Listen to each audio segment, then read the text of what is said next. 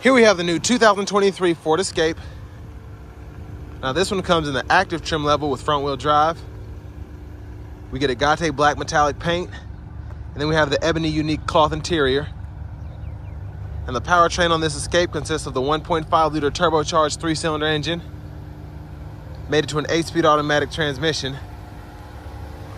But as we come around to the front end here, love that we get LED headlamps along with LED daytime running lights, even on this more basic trim, and a great look there in my opinion. Even though we don't have fog lamps and there's a lot of black plastic in the grille and the front there, still looks good to me. And then coming around to the side here, these are gonna be 17-inch aluminum wheels. And I actually like the look of those a lot more than I thought I would as well.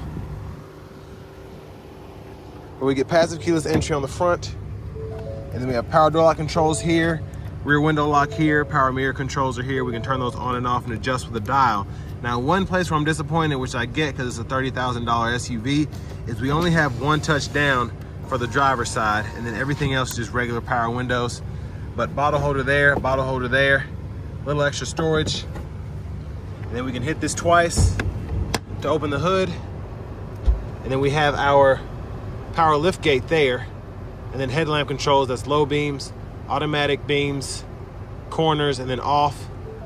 And then I like that we can actually close it as well, the lift gate. But brightness for the gauge cluster. And then we have a manual tilt telescope steering wheel. And we do get a power driver's seat with two-way power lumbar support, so that's a nice touch for this more basic trim.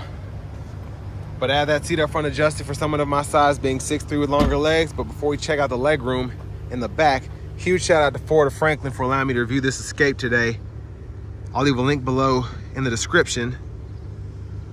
But pause anywhere you need to if you can see, because the sun's just now coming back out, of course. But quick look at the window sticker. And this sticker is only at $30,840, which I think is pretty good for all that you get. But we'll go ahead and dive into all that you get here. Well, let's hop in this back seat. So leg room, very impressive. My knees are just barely scraping the back of the seat there. And for someone of my size, being 6'3", having that seat up front there, and then having still 2 inches of headroom back here, pretty impressive. And I can also recline the seat as well, and that helps a little bit. But big plus here, rear AC vents, and then 2 USB-C charge ports there. It's fantastic. Excuse my leg hairs. And then we do have a seat back pocket here on the passenger side. And we do get the middle seat that folds down for cup holders. I know a lot of competitors try and leave that out, but I'm glad that the Escape kept it in there. And then I love this hanger hook here. We could probably hang 2 plastic smaller hangers and then 2 to 3 metal hangers on that hook there.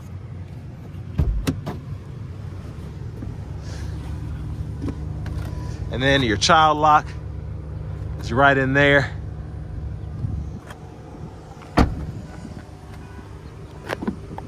And then fuel filler.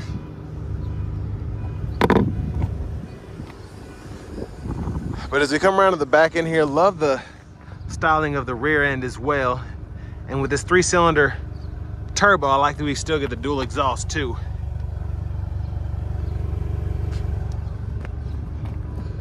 But of course, we can either pop the hood from back here, or we can use the button up front as well as the key fob. But 12-volt here, side pocket here, and this plastic piece actually keeps stuff you want it to be still and not roll around on either side. I think there's a hole on this one, but I'll show you underneath here. But there's a spare tire.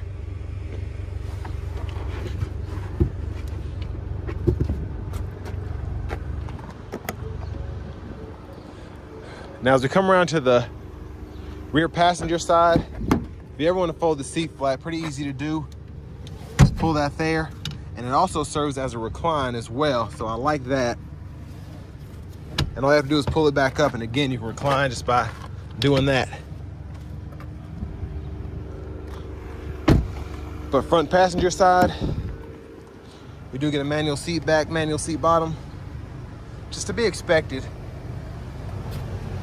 But glove compartment here, love how big that cubby space is, or the glove compartment space is, excuse me. Tons of room.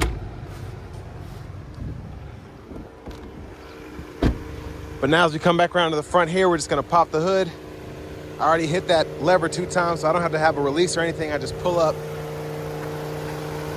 And there's that 1.3 liter turbo, 1.5 liter turbocharged 3-cylinder, excuse me.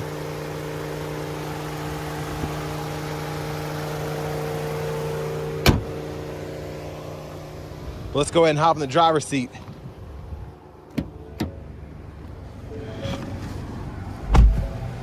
So to the steering wheel, I believe this is ActiveX. It feels like my Mustang Mach-E, but I love these just with the stitching and all. And it just, I feel like it doesn't wear as easily as actual leather would. But over here to the radio, let's go back. This is our home page here. And then we get AM, FM, XM along with Bluetooth audio. And then we also get wireless Apple CarPlay, wireless Android Auto compatibility there. And then I like how the presets are set up. You could just choose a station and then hold it. And then you can save it that way. And then for your phone, walks you right through it. And you can do it either from that, or you can do it from the settings, I think. And then you can also do it from the apps portion here to set up the wireless CarPlay or Android Auto. But to the settings here, yeah, there it is. You can add your phone again. And then clock settings there, general settings. You can go in here and change your language. You can go in here and change your temperature units. And then you can also change your measurement units if you want to go from miles to kilometers. And then you can go to your sound settings here, or there's a shortcut button, click that there, and you can pull up your balance and fade, tone settings, all that there. And then you have a Wi-Fi hotspot, and then your vehicle settings are right in here. So like for your wipers, you can decide whether the rear wiper comes on in reverse, and then rear occupant alert, power lift gate, all of that can be enabled there. And then your feature settings here, you can go through your drive modes. You get normal, eco, sport, slippery, and then you have your driver assistance. So all you can do there is do your lane keeping system, pre-collision alert, a few other small things. But we don't have adaptive cruise on this one, so can't do that there. But your traction control is there as well. But I like that, and I'll show you here in a minute, you can do your drive modes from somewhere else as well. It's like a shortcut down by the shifter. But volume knob, you can just turn up, down, and then you can click that to mute, and then click it again to unmute. Tune knob here, you can hit this button once to get that home screen, hit it a second time to cut the screen off, and hit it a third time to get it back on. Hazards are here. We'll cut the fan speed down a little bit because there are clouds out, but it's like 95 degrees out today. You can adjust your temperature here, and it shows all of that on the screen because there's no digital readout here. And then for the passengers, you adjust that, it shows that as well. So you can turn that dual mode on and off, or you can just turn the dual mode on by adjusting the temperature outside of what it's set here. And then AC controls here, you can toggle where the airflow is coming from, and I like that. You got graphics and whatnot. And then you have 3-stage auto mode, so you can set that to either high, medium, or low on how fast the fan can go to get you to your desired temp. And then fan speed adjustments here. USB-C, USB-A port, 12 volt. And I actually like the trim here. Feels nice, looks nice. I don't know how long it'll last, but it looks good. And then for the shifter is a rotary knob, so just hit the brake, reverse, neutral, drive, low gear there. And then you do have an electronic parking brake. Pull up to engage, hit the brake, press down to disengage. You have an automatic brake hold as well. And then here's where you can go ahead and toggle those drive modes there.